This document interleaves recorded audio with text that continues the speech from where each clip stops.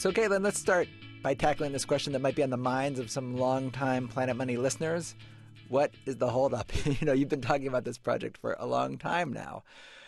And, well, there were some mistakes in the beginning. So, being pragmatic people, we thought, well, T-shirt, what does it start with? It starts with cotton. Cotton. So we flew Hannah to Texas, and she actually bought 2 bales of cotton. She found out how much cotton you need. So now we have 2 bales of cotton. And we're like, awesome, we're on our way. Like, we're just like the big boys do it. We buy the cotton. And now all we have to do is get it into a T-shirt. Well, that's what we thought, at least. The next part of the process was to spin the cotton into yarn. And this is where things started to get complicated.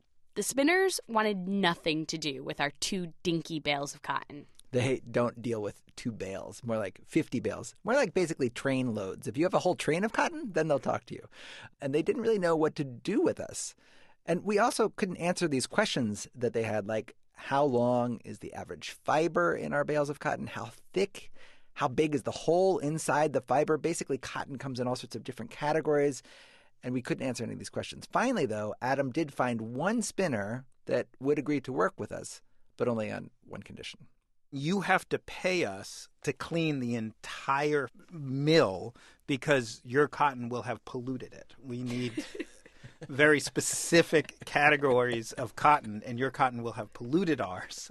And I remember we had conversations about, like, how much is it going to cost to clean their mill, right? Like, it was a pretty big price tag. It was a pretty big price tag. Yeah. And I remember, like, having these conversations and being like, oh, my goodness, we are so stupid. We are so naive. Pretty much everything fell apart in this sort of logistics mess. How we were going to get the cotton from Texas to North Carolina. Would we rent a U-Haul?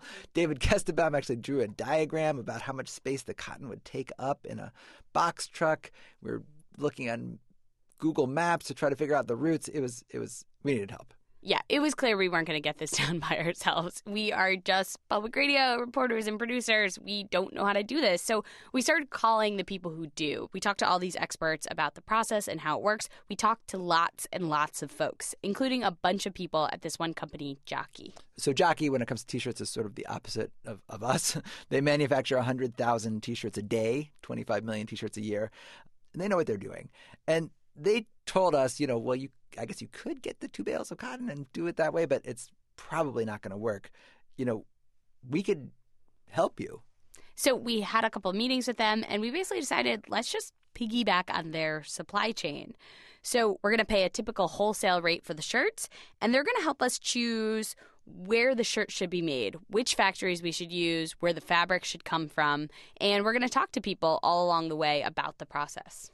We're hoping to follow the entire chain from where the cotton is grown to where it's spun into yarn to where the yarn is turned into fabric and to where the fabric is cut and sewn into the shirts. We're going to get on the cargo boats that will bring our shirts from where they're manufactured to ports in Florida and South Carolina. And what Jockey and pretty much everyone else we talked to told us was we were doing this entirely backwards. You don't start with the cotton. You start with, what do you want your shirt to look like, to feel like, to fit like? The first step in creating a T-shirt is figuring that out.